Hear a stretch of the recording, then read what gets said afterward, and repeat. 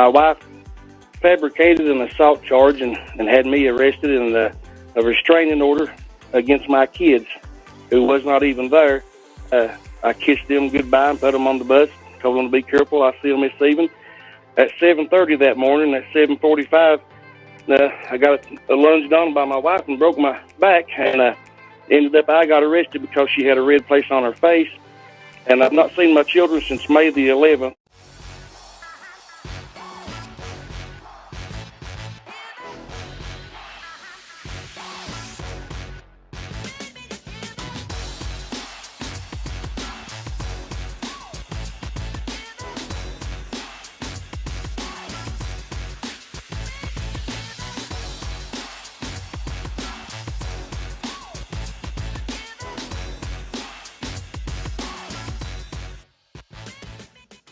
Eric in Virginia, the Commonwealth of Virginia.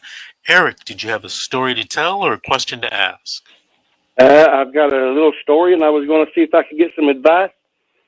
On May the 11th, my wife fabricated an assault charge and had me arrested in a restraining order against my kids, who was not even there. I kissed them goodbye and put them on the bus, told them to be careful. I'll see them this evening. At 7:30 that morning, at 7:45, I got lunged on by my wife and broke my back, and ended up I got arrested because she had a red place on her face. And I've not seen my children since May the 11th, and my initial court hearing for the assault has been put off 6 times. About a week later, after the assault charge, I got a visitor. It was CPS telling me I was being investigated for sexual abuse and mental abuse to my children. I was in shock for the first time in my life. And when he left my home, when he left my house, we spoke to me about an hour. The last thing he said to me was, well, there is no cause for alarm for sexual abuse, but your kids may need some counseling. I just assumed he meant by them finding out such a thing could even happen. And he said there will be drop-ins, scheduled and non-scheduled, and during the course of the investigation, which could take 45 days. Okay, I didn't speak to him again till the day I went in for the findings of the interview, in which I was founded a level 3 child abuser, sexual and mental abuser, and I was the reason my kids needed counseling. Okay, it's a small town.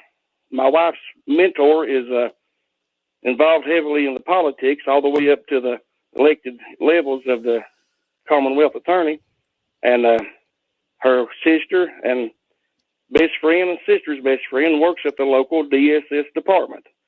And on an appeal, I was deemed unfounded, in which the director of CPS told me he wished it had come across his desk first. There would be no reason for appeal. The charges that they're stating against me is that I laid down on the bed with my girls and our feet touched. And I didn't deny. I told them, I said, yes, I lay across the bed. I said, we've had some good talks flop down across the bed about sex, drugs, alcohol, suicide, all the important things that teens need to be talked about. I said, flopped across the bed at my house ain't no bad place to be. Anyway, now that I'm going for my assault hearing, the protective order against my children still continues on after I've been deemed unfounded.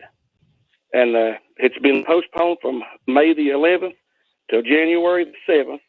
And before May the 11th, I never missed a ball game, a bedtime prayer, a snotty nose, a loose tooth, anything my kids had going on. I was right there in the middle of it. Now their dad's gone for 7 months, and I have no idea what they're even being told why. And it's all the way up to the Commonwealth Attorney elected official. At our last court hearing, the representative of the Commonwealth wasn't there. It was the elected guy, and he's not even going to charge my case. And I was the victim. My wife was the aggressor, and I had a broke back. And due to small town politics and interference from the inside, he's not going to prosecute my case, just prosecute my wife's case because she had a red mark on her face, in which I did nothing that could even be mistaken for a slap or a choke or anything. What can you tell me to do there, sir? Eric, since it's a state case and it seems to be some type of state corruption, your only alternative is try to complain or file a case or a complaint with the United States federal government.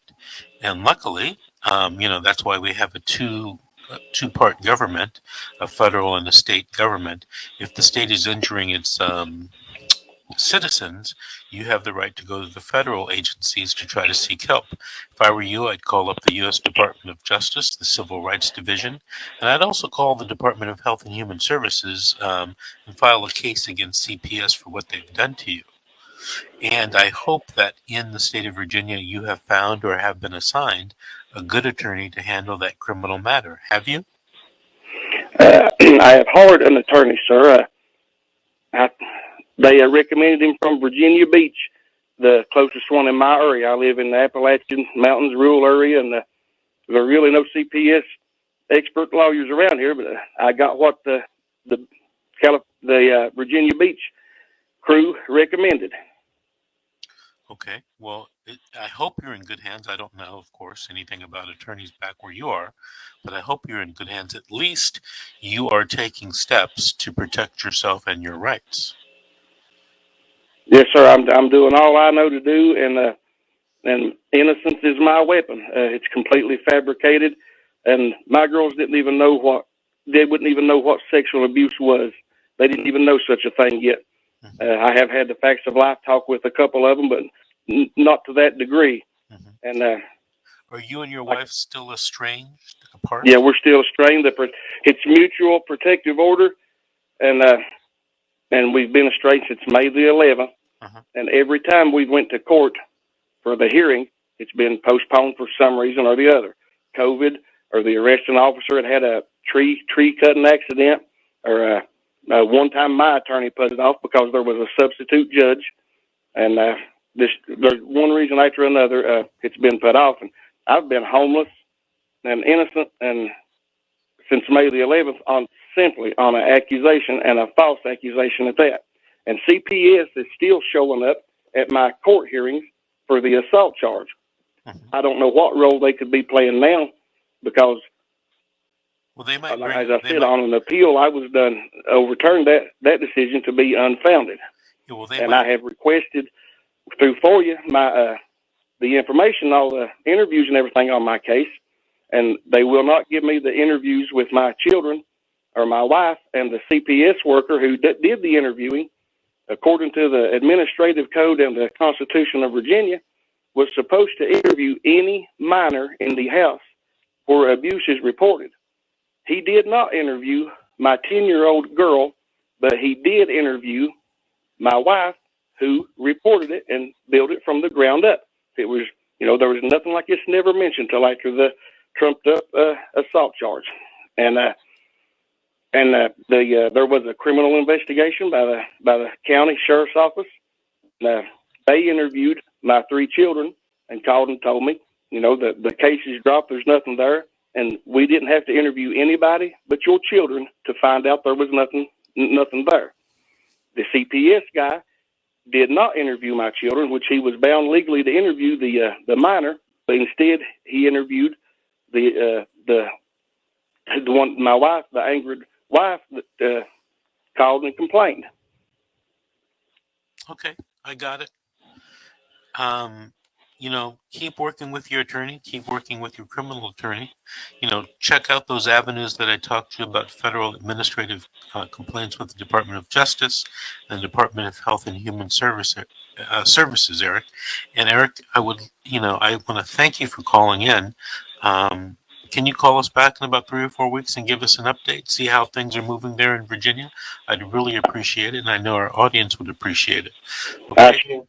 2 minutes. I called the other number this evening. I think one of your guys is supposed to call me back and give me a call, and I would love to get the opportunity to talk to you privately, one-on-one. Okay. Have more time, I could tell you a lot more things.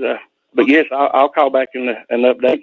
Okay, but that's just for this radio show. If you want to talk to me privately, call me at my office, 888-888-6582, and I probably can talk to you on Monday or Tuesday. Okay, Eric? That sounds great. Thank you very much. Thank you for calling in, Eric. Hey, Michael, Yes, sir.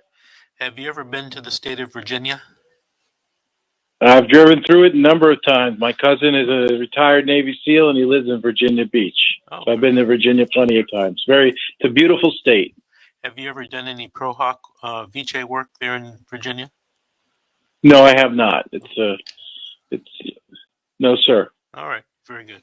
All right, we're going to take a break right now, pay some more bills with messages. This is The Secret, How to Fight CPS and Win, and we'll be right back after these messages.